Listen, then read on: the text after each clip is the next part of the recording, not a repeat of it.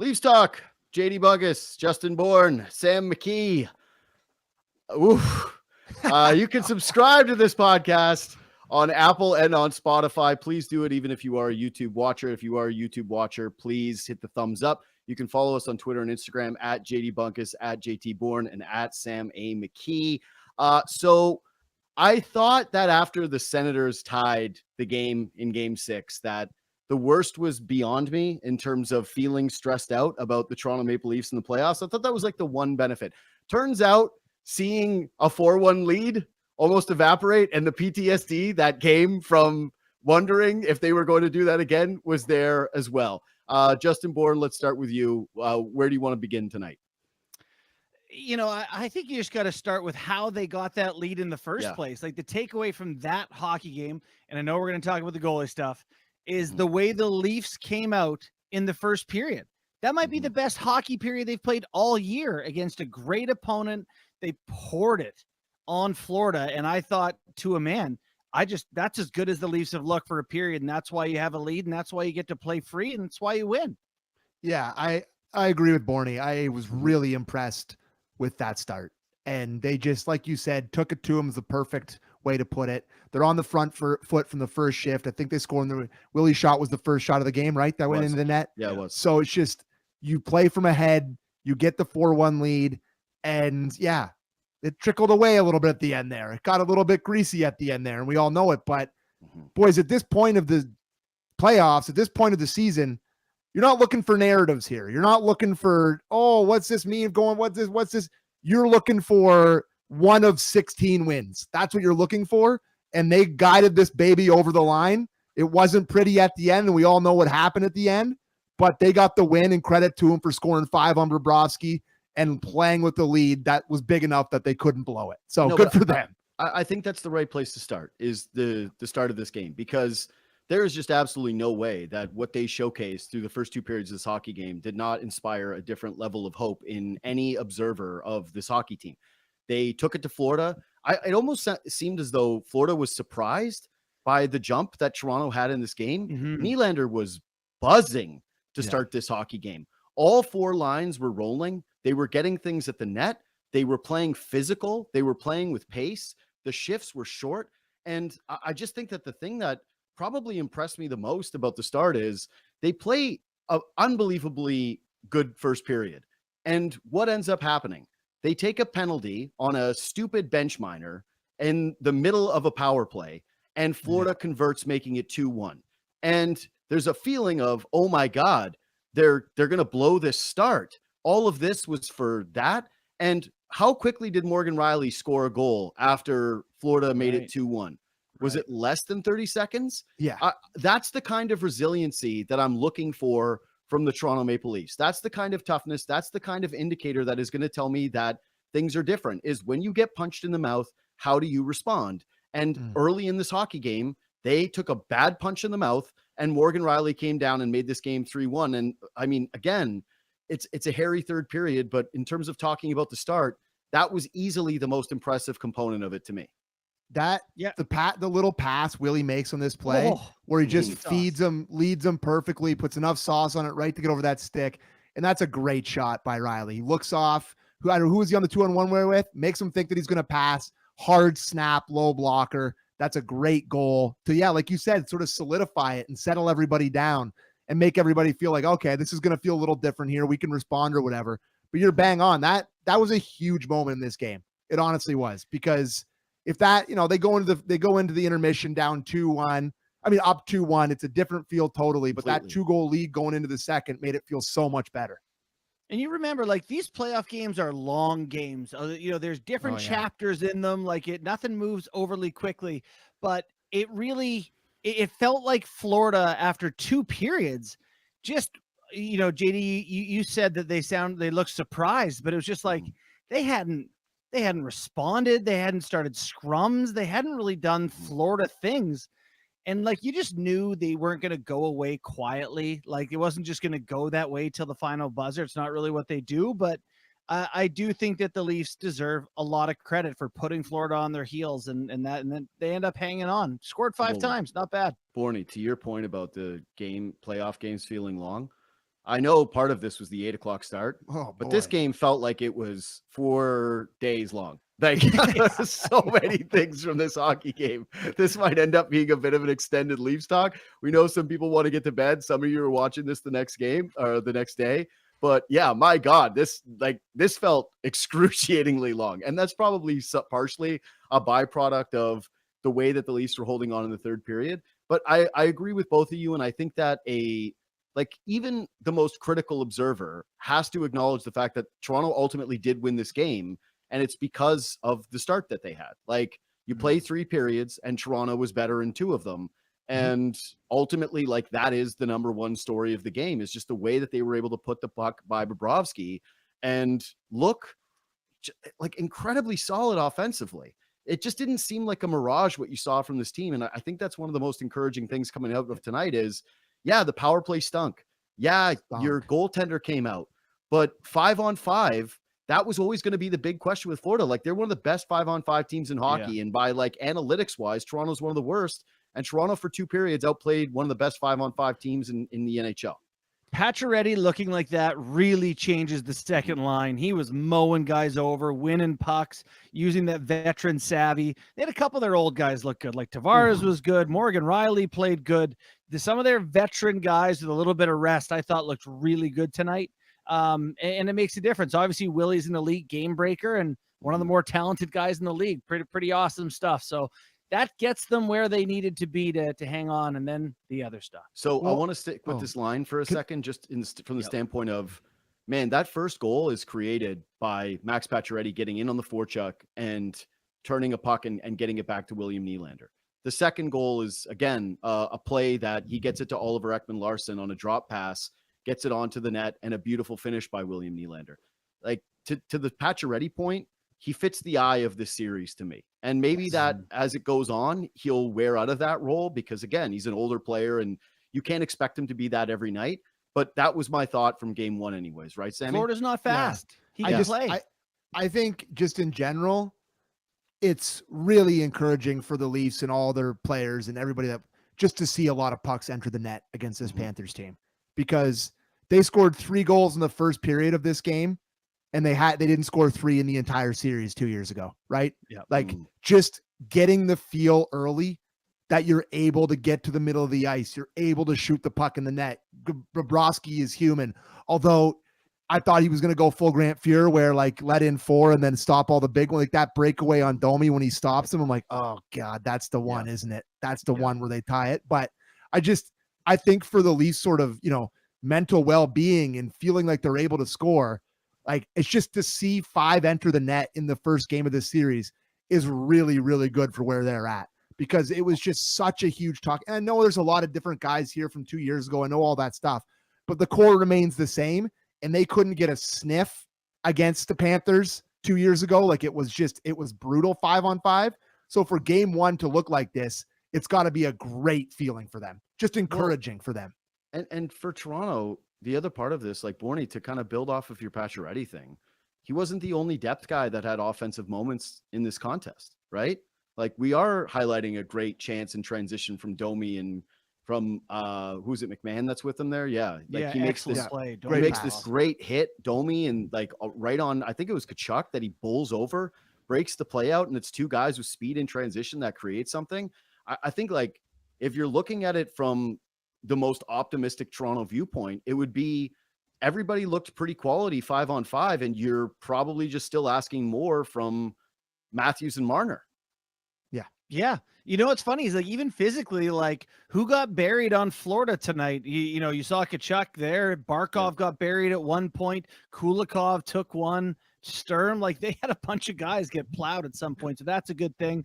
And then, it's funny because Matthews and Marner still leave you wanting a little bit. Marner makes a great play on the Knies goal, and Matthews, he had the puck all night in the offensive zone, a ton of shots. He's got the net or something, man. He can't hit the net. It's troubling. Like it is. Hit the net. That one that Knies puts, was it Seth Jones? He puts in a body bag in the corner, hammers him, and just lays it on a pillow for what used to be the best shooter on earth. and he just bangs it on the end glass, off the end glass from the hash marks. There you go. Yeah. It's just when over his career, like I just, this is an auto goal for the entire career that I've watched him play. And here it's like, it doesn't even feel like it was close. It's just, brother, that reminded me of a different I think he's just trying to be too perfect. Like it's not going in and he's trying to place it in that little slot. And it's obviously not working. Hey, though, Sammy, what captain did that remind you of? Oh, he wore 3 and flew around a little bit. The old Dion, that was Dion. That was the sure. Dion special. Walk into one and just blast it 5 feet over the net, and it's breaking out the other way. Last thing on just like the good stuff 5-on-5 is we're running all these clips of the physical play, and I felt as though like he doesn't end up being underrated because he scores the game-winning goal in Matthew Knies, but throughout the contest, you just really felt his physicality on that line and what a beast he is. And overall, one of the big differences between this Leafs team and the group that faced Florida the last time around a couple of seasons ago is just how much more comfortable they look with the physical play. I thought Toronto was the heavier team tonight. And if you would have told me that going into a series against the Florida Panthers, that they'd even have one game where they look like that, I honestly would have even been a bit surprised. They definitely didn't look overmatched physically at all. Yeah. It looked like they were the initiators, and it looked like they were really comfortable in that. And outside of everything that happened in this game, including a win, that for me has to be the most positive development, that they're up for this fight. Because we talked about it a little bit on Real Kipper and Bourne today. One of the things that really scared me going into this is that they look scared and they don't look like they want to be in the fight. Yeah. And I saw a little bit of that from Matthews and Marner tonight. I thought they were okay at times, but for the most part, everybody else was really engaged physically. Like there's just no, like the decor is just so much better. Like Tanev and McKee tonight, boys, were unbelievable. I think they both finished with 2 points. I think they were probably both on the plus side of the ledger. They're just such a huge difference to this team. So the physicality really, really stuck out to me tonight. And that's a huge encouraging sign. Cause that is a massive hit by McKee. If you're watching on YouTube, Sportsnet Plus, is that Kulikov that he got? He caught him perfect, man. Clean through the body. No, you're right though. Like the physical part of this was really nice. Really nice. Yeah. No, they got a lot tonight, man. Again, too, like to the Morgan Riley goal and to Tanev. Tanev scores 6 points from their blue line in this game. And I would say that if there's the most shocking development of the postseason for the Leafs by far, because I think that, people would have expected, and we'll get into the power play regressing, but the initial series, hey, like the power play finally getting some goals they were due, and it was much better this season with 5 forwards. Hey, would they beat the Ottawa Senators? Sure. And in the fashion they did it, blah, blah, blah, blah, blah. Going from a team that got absolutely nothing from their blue line for 82 games to a group that all of a sudden is getting production every single night. Can't stop scoring. Yeah, and like Chris Tanev, that was an ultimate knuckle puck. That was some R.A. Dickey stuff right there. He's just knuckled that sucker in there for a goal. We got the Austin Matthews curling shot. Now we got the Chris Tanev bouncer. Yeah, that was funny. It's a big deal for them. But the biggest part is that some of it seemed intentional to me. Like I thought Riley was trying to go, which to me is indicative of a team that came out tonight and tried to play. They weren't scared or hesitant, and they tried to score some goals. So knowing you can get 5 on Bob and putting that in his head, not a bad thing going forward. Yeah, I think that's part of what, again, like Florida for sure found their game in the third period. But part of it to me was that Toronto, and this happened in the Ottawa series too, right? Where all of a sudden, like, because they are a team that protects leads, sometimes I feel like that can take a little bit away from them because they were back on their heels to start that period as well. It was like, okay, 1 goal went in. And I thought that the way that they were playing kind of changed pretty drastically. The major change in terms of who they were, though, I think is pretty clear. They lost their starting goaltender. And Joe Woll comes in an extremely difficult spot. And he made it look difficult. He did. Yeah, he certainly made it look difficult. That's for sure. So I don't know definitively if it was the Bennett hit that knocked Stolarz out of the game, even though that is when he goes down, because he does take that wrister off the helmet. But yeah, it's hard to give Sam Bennett the benefit of the doubt that isn't an intentional play where he sticks out his elbow and goes into the crease. And again, this is the guy that knocked Matthew Knies out of a series the last time these guys played, and I believe it was in game 1. So for him, he's now got 2 guys on the resume that are critical players for the Toronto Maple Leafs. And here's my guess. The league won't even look at that. You know, and also you just to add like the one he threw on Marchand the year before, where it's like this is clearly an element of his game. And you know, I've said to people before, there's greasy, and I like greasy, and there's cheap. And this guy to me he's on the wrong side of that line. He throws cheap shots that intend to hurt people. You know, I don't think there's enough force involved in this Bennett one that the league is going to say, well, we can't suspend for that. Just, you know, also Stolarz had been hit in the head earlier. Maybe that complicates things, but there's no doubt what he's trying to do. There's no doubt that the outcome is an injury, and he has a history. So maybe those things make me wrong. Maybe they do consider it. Yeah, like this is, you know, everyone talks about the big, tough, scary Florida Panthers, but this is their identity. This is what they do. They take guys out. They, you know, look at the last round where Ekblad, who didn't play tonight, is suspended for taking a guy out. Knies taking a guy out. Bennett punching Marchand in the head. Marchand missed games in that series. This is what they do. They are a dirty team that is looking to inflict pain. And later, I think it was at the end, I don't know what period it was, but Rodriguez, just backs right into Woll as like when they're fighting in front of the net. They're just a really dirty team, and this is obviously on purpose. Anybody that sits there and it's like, oh, I know there wasn't a lot there. Like there's, like you said, there's no benefit of the doubt. It's a rotten play. It's a rotten play, and there's a different rule book for Sam Bennett, and he'll get away with this. I can guarantee you, like max, he gets a fine. There's just no chance they suspend him. Yeah, it is, I would say, frustrating from the Bennett standpoint that this guy does have such a long track record of plays like this, and yet the league continues to give him the benefit of the doubt. Right. Like, yep. Like this isn't a sweetheart where you're looking at it and being like, oh, okay. It's like, again, this is literally the guy that knocked out a Toronto Maple Leafs player in game 1 the last time these guys played. And if you're the league, and I know some of you are going to say that this is crybaby stuff, which fair enough, right? Like I would say it to other people probably in some situations, like it can be a little homerish, but that's your goaltender, and he's clearly running through the crease, and you can see him stick the elbow out to the back of the head.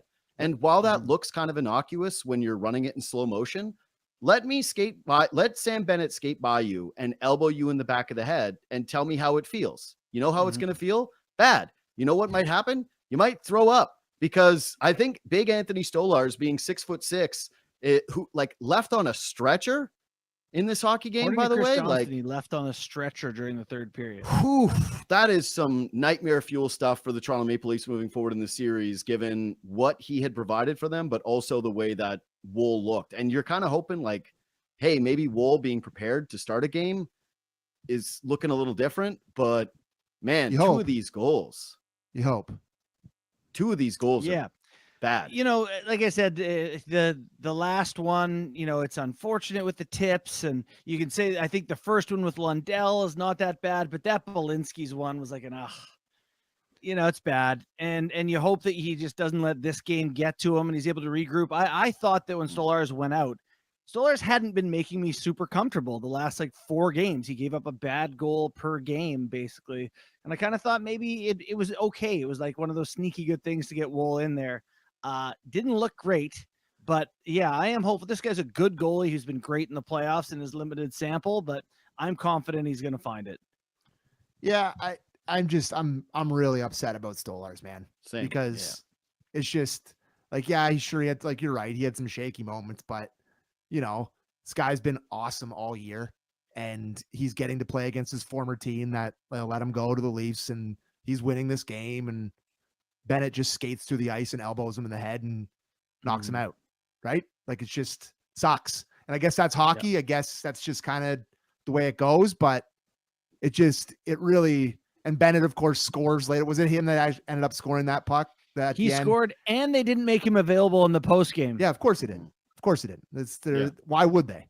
Because there's nothing good. Paul Maurice belittled people for even bringing it up, saying, let your hair on fire. We'll let the league do it and focus on our game, which again, like, I guess what else is he supposed to do there? But yeah. Oh yeah. Mr. Condescending is going to condescend the whole media and be like, I'm the smartest guy in the room as always. And just huff his own farts the entire time. So yeah, it's great.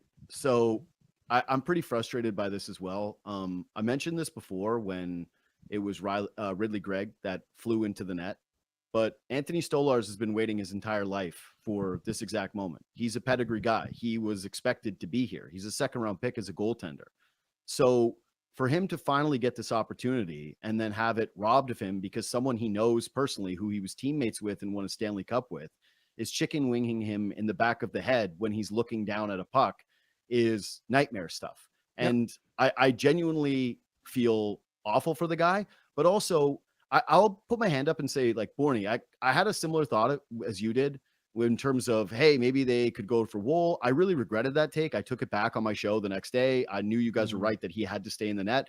I didn't think that he would come out, but I was like, oh, okay, you know, I'm open to the idea of Woll. I'm sitting there watching some of the other games, and granted, a lot of these teams are far more high event than the Toronto Maple Leafs play, right? So, but to me, the Leafs fan trauma of goaltenders letting in bad goals has led to a lot of undue angst when it comes to Anthony Stolarz' play in that last series. Sure. Like, you know who would kill for Stolarz? Just about every team in the first round of the Western Conference. Like, you don't think Mackenzie Blackwood would have liked to have that play? Like, Jake Ottinger shut it down finally in Game 7. He played well, but, you know, did he outplay Stolarz through the 7 games that he was in? How about Oilers? That's what I'm saying. Calvin Pickard. You talk about a goaltender who choked. Jets fans are celebrating the fact that Connor Hellebuck was able to settle in and play a good period and a couple of good overtimes after he put his team behind the 8 ball. Like, go around hockey right now and look at how many goals some of these guys are letting in. And ultimately, Stolarz finished with like a sub, like, or an above 900 save, a goals against of like 220. His team gets through, and the poor guys having idiots like me talk about how, like, maybe that should be Woll on a short string. So yeah, but that's JD. That's you know, the Leafs have an advantage on other teams. Yeah. The reason the conversation is they happen to have 2. Yeah. You know, all these teams are clamoring for 1, and you're looking for advantages. They happen to have 2. So it's not just about Stolarz is, you know, who, and your next guy up is whoever. Like, you got another guy, or you thought you do. Boy, we'll see. But I don't. It wasn't ridiculous. Give yourself some slack. I have to say the pan over to the bench with Dennis Badface Hildeby sitting on the bench with that hair. I was like, oh, Jesus Christ. No, like, we're one bump away from that, eh? Like, holy. Last thing on the Stolarz stuff. I will say this, though, like, Bourne, you're right. Both guys are good. And I do believe in Joe Woll, and I think that he will settle into this series and be fine if he's got to play. But seeing the contrast of the 2 guys in terms of just the size and the attitude that they play with in the net was noticeable. Yes. Yeah, I like Woll, man. When he's quiet and he catches everything, I like him. Yeah. He's looking mighty small when 2 goals are beating him up high. And, you know, second one, he's in the RVH and given the top of the net. The first one is like he's down low way too early. Lets in a soft wrister.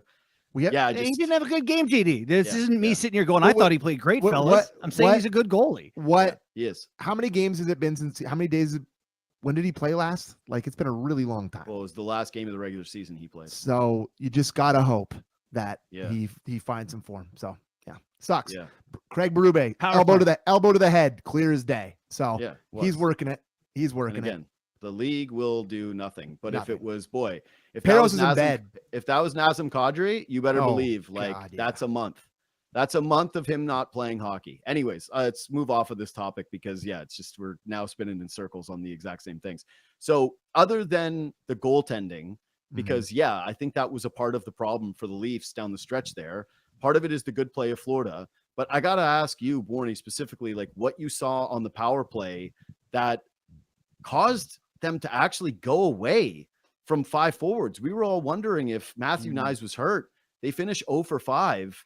And they end up with their final power play with Morgan Riley on the point. I didn't like it, Bunk. To me, that was fear. You know, that was them saying we want to protect against the shorthanded goal against. We want to have a D-man out there. And this team, I don't think they gave up 2 shorties in the first, and that's what's in the first series, and that's what's on their mind. That to me is playing to not lose, which I think typically can come back to bite you. And I actually thought the power play had some looks, moved the puck pretty good. It started terribly when they're up 4-1 and they had power plays, no urgency, and they just kind of, but once, in the third period, I thought they had a couple of good ones, but Yeah, I didn't like the decision to take Knies off that unit, particularly because he was so good for them. Yeah, it's weird. It's a weird move to me. Mhm. I had no time for it, to be quite frank. Like this whole season, your power play turned around immediately when you put the 5 forwards out there. Right. And we saw a pretty famous one in overtime against Ottawa where they put Morgan Riley on it and it was immediately 10 times worse. Like this wasn't 2 months ago. This was last week. Like we saw it. So I don't know why they made that decision. I guess it's like you said, they were only down a goal, up a goal. They're protecting or whatever. But like Mitch Marner can play defense. Like it's, it's not like if it's it's going to be a 2-on-1. I guess Morgan Riley has a better chance of breaking it up. But when's he ever been good at breaking up a 2-on-1? It was just a weird decision to me that they went with that. Well, very to strange. Me, it's like, yeah, Bourne, that's like the only rationale you can have, right? Is you're trying to ensure you don't get a shorthanded goal against. But like that is the ultimate scaredy cat move ever. You needed a goal there. And in fact, we know they needed a goal because they won 5-4. And who scored the game-winning goal? It was Matthew Knies, the guy that you took off the ice when you had an extra man. So the idea that you're like using a power play as a clock killing time, basically, because you don't want to get a shorthanded goal against you, that is horrific vibes for a power play that was feeling some measure of confidence and now comes into this series against a far more aggressive Florida kill and gets completely skunked, but then ultimately waves the white flag on the final unit of the final power play of the game. Nuts, like truly nutso behavior from them. I thought like they twisted themselves into a pretzel that was completely unnecessary. Yeah. And I'm watching that as soon as Riley's out there, everything happens up by the blue line and they were starting to get it down, make plays around the net. And it's not dangerous up there. Stretched. It's just stretched out. It's not nearly as like when it's the 5 guys, it's just everyone is in the blue paint. The puck goes down there and the guys are whacking away at it. It's just, it happens so fast. Like how many goals on the power play did they score in that Sens series within like the first 5 seconds of the puck being won from the draw? And then Riley's out there and it's like, like you like to say, let's dust it off a little bit. Let's pass it back and forth. Just so slow. This is like a very small sample size thing. And I don't know like if there would be long-term validity to this, but I love Marner at the top with all the space, right? Like you don't have him confined to the boards. And it actually reminds me of like fighting where you want to be able to get a quick fighter up against the ropes and take away some of the distance, or basketball where it's like you want to use the sideline as a defender, football sideline as a defender. And Mitch Marner, when he's like working off the half wall, you saw it. Like Florida was jumping all over him, taking away his time and space and using the boards to their advantage to eliminate part of his mobility and part of his decision-making. And he was forced into kind of like some desperation plays where one of which Seth Jones almost intercepts and takes the other way, basically eliminating exactly what they were going against, which was the breakout goal the other way. And so I just don't like Marner in that spot. I want to see him at the very top running things and having the space. And I mean, you alluded to it there before though, but like Florida's penalty kill is just way better than Ottawa. Yeah. Like there's just no, like they just have a lot of really great 2-way guys in their team that are incredibly dangerous the other way. Like Ryan. By the way, that line I thought was their best at 5-on-5 too. Marchand, Lucian, and Lundell. They looked awesome. They score. They control the play. The top guys on Florida, I didn't think had a great night. Like, did Barkov have the puck tonight at any point? Yeah, he wasn't it great. Was pretty a lot of matching up with Matthews and Marner, and I thought that those guys were just ultimately sort of just not doing too much dangerous either. So you alluded to the third line of Florida looking good. Thought the first really off night for the Lawton line. And I think a lot of that has to do probably they're matched up a bunch with, but I think they're combined minus, I think a couple -2s in that line, a -3. Like they draw 2 penalties. For sure. They drew a couple penalties, but they were on for a lot against, and you can talk about Woll letting in a couple or whatever. But I thought the first night where I was like, I'm not going to change it up. I'm not going to panic or whatever. You got to give it more than one bad game. But I did notice it tonight where couple entered the net with them on the ice. Well, Bourne, can we go over the film of the one they let in to make it the Florida's second goal? Because I want to ask you what ends up happening here, because it's a beautiful play, right? I think it's Lucian that's making the play on the boards to the streaking Lundell, who gets to the middle of the ice and scores just like a quick little chip shot. But where's the responsibility here to you in terms of how he gets free in front of the net? Well, there's, the Leafs have for years, and they do a lot in the NHL, do sort of this like early take thing in the neutral zone where Ekman-Larsson's going to come across and force the puck carrier, and he's coming to Benoit's side. Often those guys will just switch, like Benoit might go underneath, but because the other Florida player goes out wide, they're both kind of okay. Then it becomes Lawton, the weak side winger, the first forward back in the zone to be at the net front, and he just kind of gets caught puck watching, right? I think the sauce eventually goes through him. You see him, he's on the wall. Lawton's on the wall here, and he's kind of the first guy back, and it's Ekman-Larsson coming across with a stick. They're still 2-on-2. They're pretty good. Lawton's got to shoulder check a bit and just defend the back of the front of the net there. Yeah. He kind of gets beaten. That's a line, Sammy, to your point. You have them matched up against that line because you trust them defensively. Yeah. So I'm not going away from it in game 2. I'm not making any panic moves. You win or whatever, but just notice it for the first time tonight. And we mentioned that today on the show, Bourne, like, that's going to be a tough matchup. That's a great third line.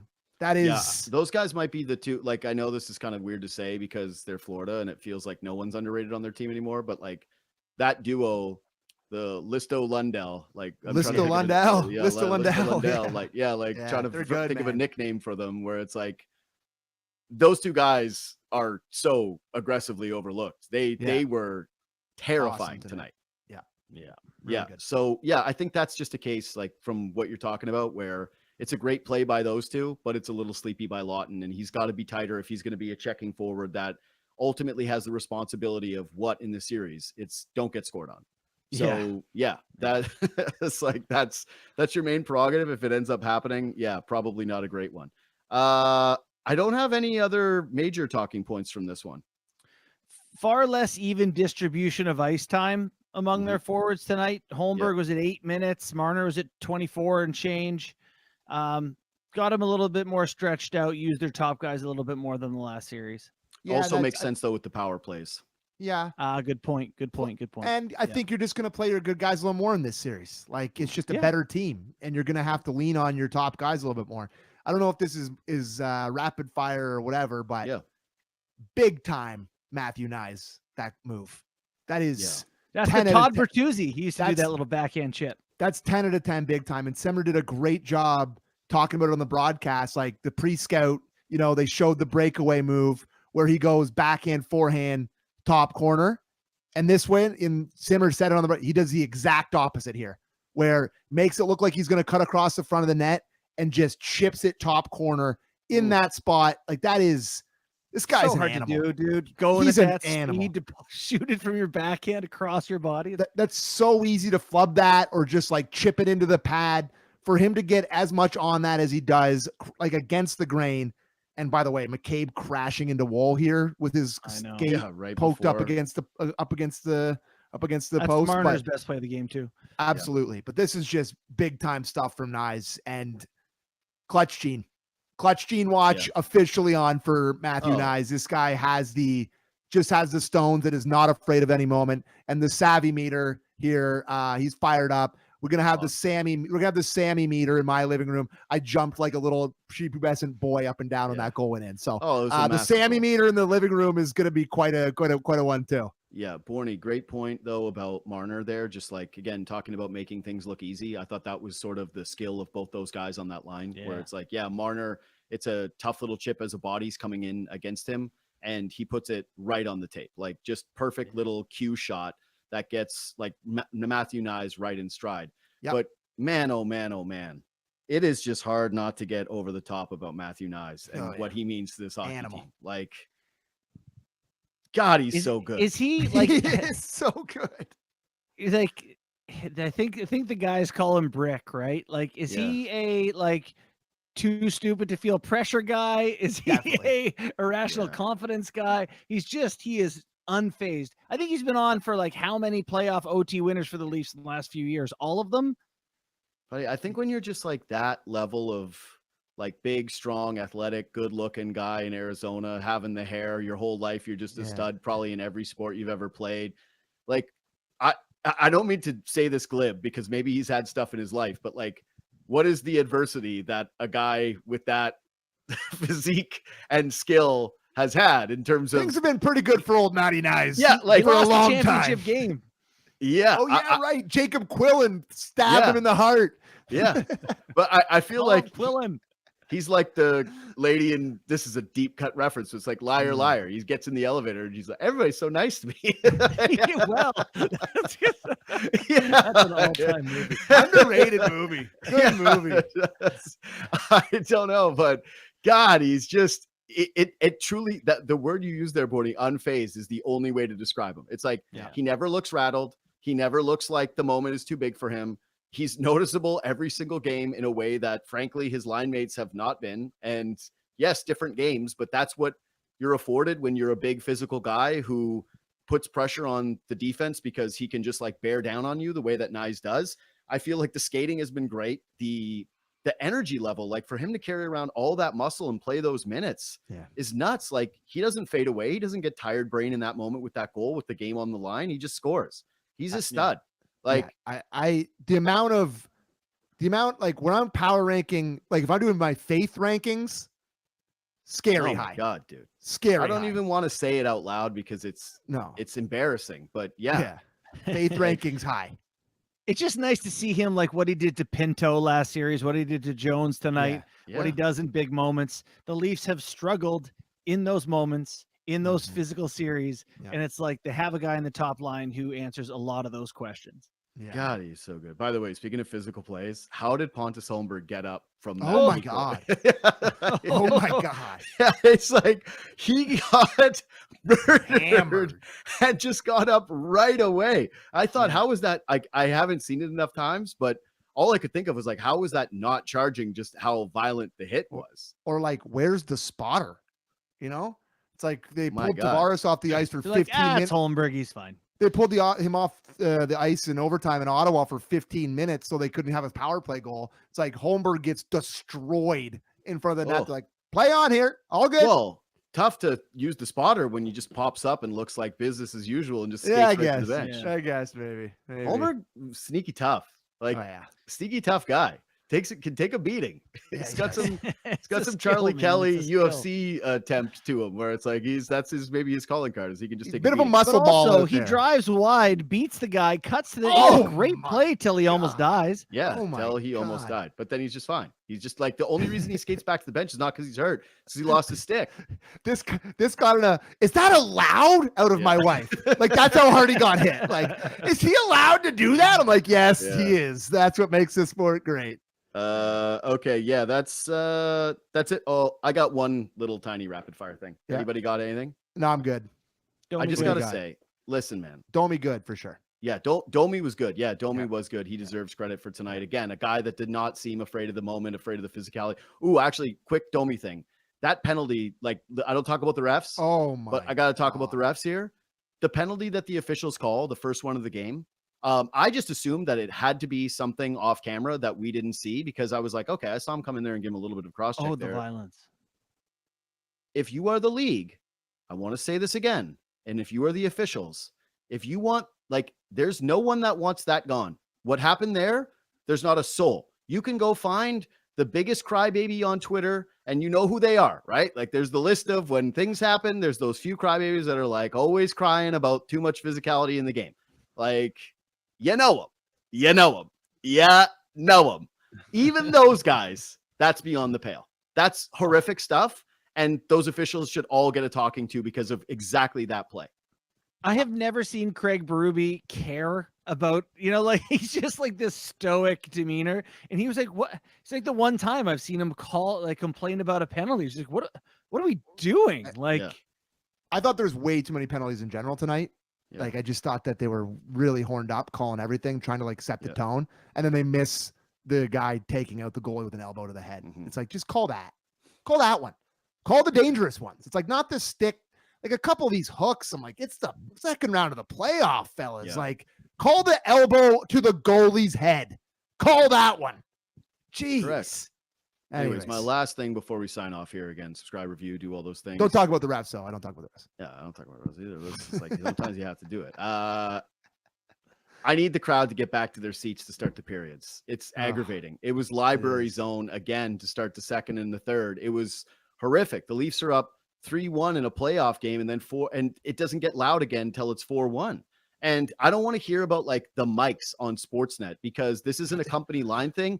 Sportsnet does the Winnipeg game. Okay. They do the Montreal game. Yeah, was Montreal on Sportsnet or no? Like, were they on different channels, I guess? Like, do you think they're miking it up different? Like, no, man, it's different in this arena. And the amount of empty seats and like the lollygagging in a play, I just don't understand the person who wants to spend over $1,000 to go to a hockey game and is going to sit on their hands or not want to get back to their seat during a playoff game when your team is winning. Anyway, that's it. It's always the one section. It's like the box up from the benches, and it's the most visible one on TV. And it's like the 15-minute mark. That's when it starts to fill up again. I'm like, Jesus, just one time you get seat service in that area. I know. They'll come to you. Great point. Yeah, they'll come. Honestly, you don't have to go to the share club. Just sit down. Rich. It's the playoffs. You're so rich you could pee in the seat and they wouldn't do anything to you. Okay, you're above the law if you can afford tickets in those sections. There's no excuse for it. Like, listen, I've been down there a couple times. There's a personal bathroom. Yeah. It's not like you're going and slugging it with the grate unwashed. You just go under. There's no reason. Absolutely no reason, no excuse. And it's so deeply embarrassing when you watch the way that other arenas in Canada have been throughout the postseason to see that stuff. And I thought the crowd got loud for the goals, right? Like, I thought they got up for some moments in the game, that there was some energy in there. I was texting some people, but it's, again, you shouldn't have any moments in a playoff game where you're up. I defend Leaf fans when they're library quiet, when they're getting the soul beat out of them in like game 5, right? Like, I don't expect fans to get up on their feet and carry the team when they're playing the way that they did in game 5 against the Ottawa Senators. But when they're up in a hockey game against the Florida Panthers, delivering 2 of their best periods of the season, maybe just get back to the seat and spend your money. Like, you can have sushi any other time. Like, it's fine. Just get in your seats and cheer for the team, for the love of God. I hate being a cheerleader, but it's embarrassing. I've heard the sashimi at Scotiabank is spectacular, boys. So I don't know. God, Kipper told me you've had it. No, I haven't had it. Yeah, yes, you have. I took you to I have photos of you and I eating. Oh yeah, we went to the Clipper. Those Clipper after game. Yeah. I randomly got those box seats they just handed me back in the day when we used to get free sick tickets. Like, Cars Up Close says fill it with TFC fans and watch the roof blow off. Just fill it with real Leaf fans. Yeah, you don't need TFC fans. I don't know if you've seen TFC recently, but they're like wearing black and like taking big things to the game saying we hate you. So I don't think you want TFC fans in there right now. Fill it up with TFC and watch the place blow its roof off. Like, because they're flares. Flares. Yeah. No, thank you. Last guys you want in. All right. Subscribe to the podcast, Leaf 5 Stars. Follow us on Twitter and Instagram at JD Bunkis, at JT Bourne, at Sammy McKee. You can watch our other shows or listen, the JD Bunkis podcast and Real Kipper and Bourne. And if there's nothing else, we will see you on Wednesday night? Wednesday night. Wednesday night. All right. See you then. Thanks for watching. Thanks for listening.